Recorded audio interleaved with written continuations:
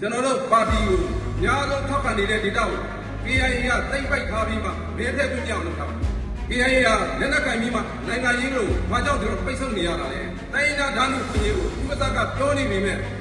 လက်တွေ့မှာခြားစီလုပ်နေတာ KIA ကဝေးလိုက်တဲ့မိကကချင်ပြည်နယ်တစ်ခုတည်းတော့မကဘဲနဲ့ဗမာတိုင်းနိုင်ငံလုံးလောက်နီးနီးလောင်ကျွမ်းနေတာကိုတွေ့ရှိရပါတယ် KIA ကလက်နက်စွန့်သွားရင်ကချင်ပြည်နယ်ကြီးငြိမ်းချမ်းရေးဆိုတဲ့ကျွန်တော်တို့ပြောလို့ပါကျွန်တော်တို့လူမျိုးတွေကနိုင်ငံလူလာရေးတဲ့တက်ဆွဆန်များကျူးပန်းနေတဲ့အတွက်ကြောင့်မို့ကျွန်တော်တို့လူကြီးတွေ68ရောက်လူလာရေးမဝင်ရခဲ့ပါတယ်နိုင်ငံတော်ကိုတက်ဆွကျူးပန်းဆောင်ရွက်ခဲ့တဲ့လူတွေကျွန်တော်တို့ကဒီနိုင်ငံကောင်းစားရေးအတွက်ဆိုဘာမဆိုပြည့်စုံပြီးလုပ်ခဲ့တဲ့လူမျိုးတွေဆိုတာဂုဏ်ယူကြသမှာကျွန်တော်တို့လူမျိုးတွေနိုင်ငံပြည့်စည်ရပြည့်စည်ကြောင်းကျွန်တော်တို့လူမျိုးတွေဘယ်တော့မှမလုပ်ဘူးဆိုတော့လည်းဂုဏ်ယူကြသမှာဒီနေ့ကျွန်တော်တို့နိုင်ငံကြီးကသက်တနာပေါင်းစုံနဲ့ရင်ဆိုင်နေရတဲ့အခါမှာချမ်းနီတွေရဲ့အားချမ်းနီရဲ့အားကိုလွှမ်းနေပါပြီခဏမှကျွန်တော်ပြောလို့ရတယ်